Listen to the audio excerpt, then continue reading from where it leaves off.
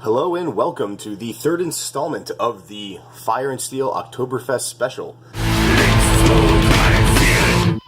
If you read the title of this video, I'm sure you're probably thinking it's going to be a real long, complicated video, but I can guarantee you that is not the case. Festival-inspired dish. This is kind of like what I could see, like the festival plate of Oktoberfest. You'd get this at a cart or a stand, and that's kind of where I got the inspiration from it. It's very much an inspired dish. It's not something that I would consider to be traditional Oktoberfest food, even though it is very much based off of that. So we're going to go ahead and start with the onion jelly first. So we had a small saucepan here. I'm going to put in a little butter, and I'm going to stick it on a burner over medium heat. To go with that, we have, this is one small red onion, diced small.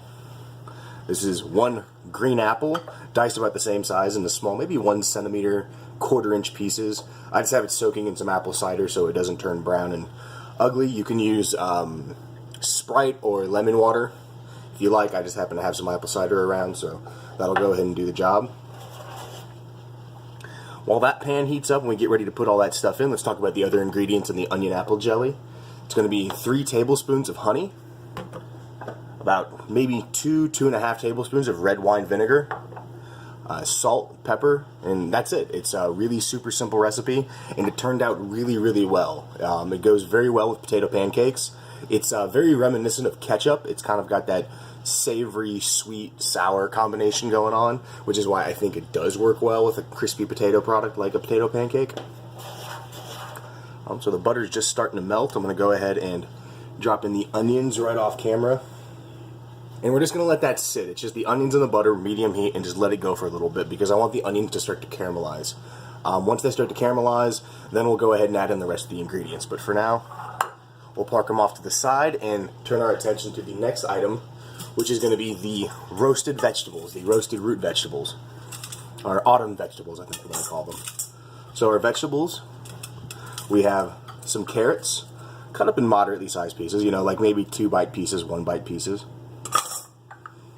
Some parsnips, which look like white carrots. They don't taste anything like carrots, though. It's a food that a lot of people don't give enough of a chance because it's just kind of a strange, oddball thing that I think a lot of people don't eat enough of. And I dropped it on the floor. So, a few pieces of parsnip and a little more carrot. I got some red pearl onions here, just peeled and cut in half. And some Brussels sprouts. Same thing, outer leaves, the ugly outer leaves were peeled. I cut these stems off, kind of that ugly black stumpy end, and then I split them in half. With that, a little bit of olive oil, just for a little bit of lubrication. We're going to add some butter to them as well to give it some flavor. This is just to kind of lubricate everything, kind of help it more cook rather than taste good. Some salt and pepper. So this is very coarsely ground black pepper. That was just maybe 2 or 3 grinds. Little coarse kosher salt, and then just a little bit of caraway to add some flavor. The vegetables are going to be very simple because there's a lot of really strong flavors going into the rest of this plate, so you kind of want to balance it out. You don't want everything to be really strong and really overpowering, or it just becomes too much and it all kind of gets lost in itself. So vegetables, very simple. The onion jelly is going to be really potent. The potato pancakes will be somewhat on the simple side, more kind of the crispy starch just to kind of a conveyance for everything else, and then the grilled bratwursts will kind of bring what they bring, kind of savory, fatty, rich meatiness. So we're just going to go ahead and toss this all together. That's annoying. That's better. And this is just a small sheet pan, aluminum foil, a little bit of pan spray so nothing sticks, and then just dump everything out. If you get any leaves like this that come off the Brussels sprouts, leave them. You don't want them because they're going to come off anyways. Like this, kind of scrape the seasonings off and just pick them off. So I'm making a small batch right now because I'm going to make the rest later for dinner tonight. This is just for display purposes, I suppose. But big thing is you want to turn all these guys over. You want to put the cut sides down. That way you get this nice flat surface. We'll get contact with the pan, and it will start to caramelize and brown as it cooks and develop a lot of flavor. So that's important. Don't just dump them on there. And same with the carrots and stuff. Just rotate everything to one flat side, just to give it one side that actually really gets nice and cooked and caramelized. And because this does not fill the pan, You kind of want to pull everything into the center, keep stuff away from the corners, because anything that's out in this outside area is going to burn. So to go on top of this, just to give it a little bit more flavor, this is just some butter that's been cut into small pieces. This can go in the oven, which isn't quite preheated yet. It hasn't interrupted my shot yet. It will here in a little bit, but it's close enough. So I'm going to put it in a 375-degree oven for as long as it takes to cook. It'll depend on how big you cut the pieces, how big they were to begin with, things like the Brussels sprouts and the onions and the root vegetables. So that'll go in for, I would check it after about 20-25 minutes. You can see we've got our onions cooking in the pan. They're starting to get a nice simmer, nice saute. Just give them a little bit of a toss around, and when they start to get a little translucent like this, like the layers start to break apart, and everything starts to look a little glossy and wet, go ahead and hit it with a little bit of salt.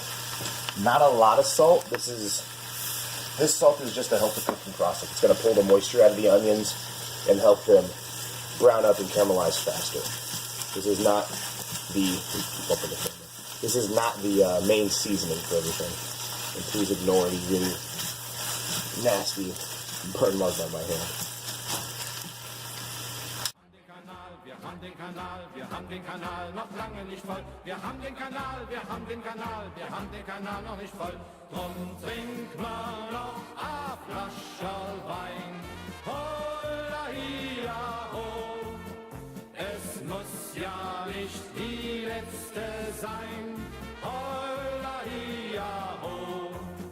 Drum trink mal noch a Flascherl Wein. Holla hia ho. Es muss ja nicht die letzte sein. Holla hia ho. And the last ingredients we're going to add to the bowl for the potato pancakes before the potatoes go in and we kind of get into the time-sensitive process is just going to be salt and pepper. You want to add a lot because these can be a little bit bland on their own, which is why I'm pairing them with the onion apple jelly and all the other stuff to kind of give them some more flavor and some more oomph. So I'm going to go with, for one potato, that was about 3 grinds of very coarse black pepper. And then about, it's maybe half a teaspoon of salt. You can always put a little bit more on top if you'd like. So now we're going to take this, set it off to the side. And the last thing to discuss before we get into it is going to be how we actually go about cooking the pancakes. I'm going to be using a medium-sized skillet and 2 different kinds of fat. This is shortening and this is butter. Butter with a flavor, the shortening is there to do most of the work.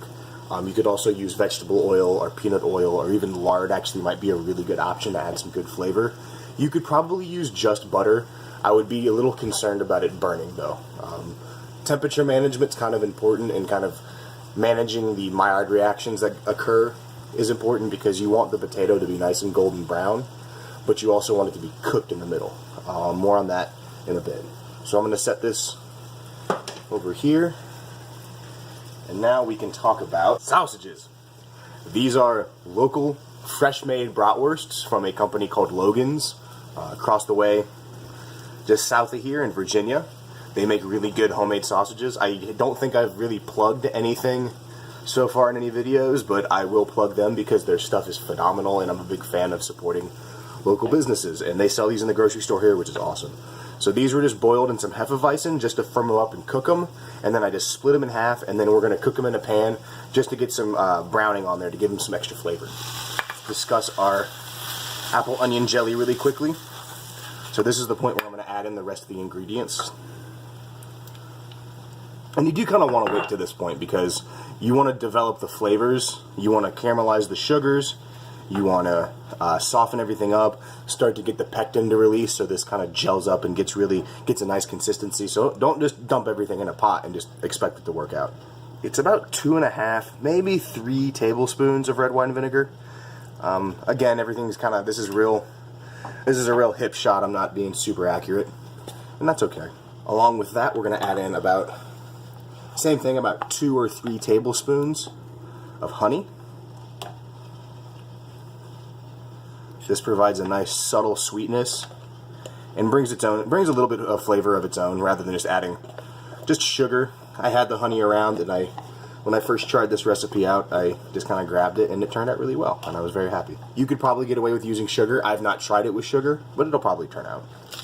Some more black pepper, or actually, I think this is the first time we've added black pepper to this, so again, a little bit of coarse black pepper, and then a little bit more salt. That's actually probably too much.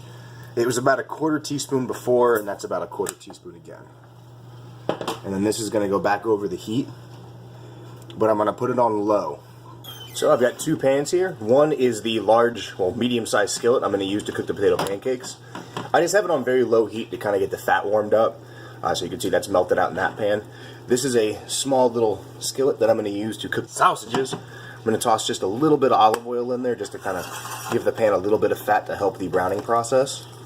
It is nice and warm already, so I'll go ahead and we'll drop the bratwursts in while those sizzle. Switch over, bring up the onion apple jelly. You can see it's still quite loose, which is to be expected. This takes quite a while to cook, which is why it's the first thing I started. You can see it's got a really nice golden brown color. It's kind of starting to everything's kind of starting to dissolve a little bit. That's really good. It means the pectin's going to be released. That's going to help kind of gel this up and turn it into an actual jelly or jam. Smells really nice. The vinegar, you can smell the sugar, the honey, the apples, the onions comes through. So we're just going to keep cooking this on low, just let it simmer out until basically all this moisture is gone. So the sausages are getting really good color. That's like, that middle one's perfect. That's exactly what I wanted it to look like. So I'm very happy with that. We're going to go ahead, let those keep simmering, sauteing, grilling. Words are difficult. I'm going to keep saying this. While the sausages finish up, let's go over and get ready to start the potato pancakes. This is going to be the end of the process. I'm going to go ahead and, onion jelly's almost there.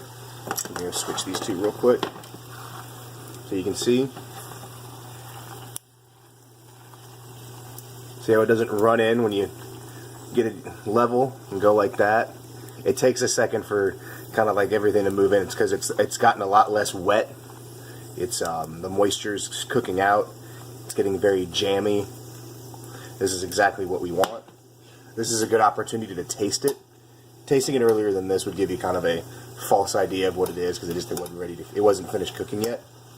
Now it's close enough to being done that you can get an idea. So that was perfect.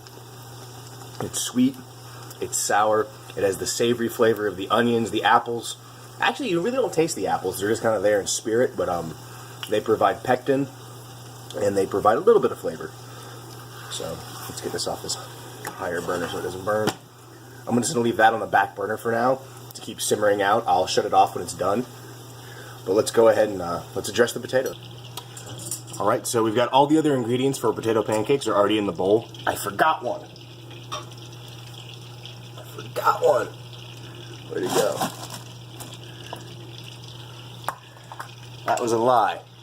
I almost forgot a very important ingredient for these. For each potato, you want to add in, this is about a 1/4 teaspoon of baking powder. It'll help them give them a little bit of puff, so they're not as dense and flat. Make them a little more tender. So I can't believe I almost forgot that.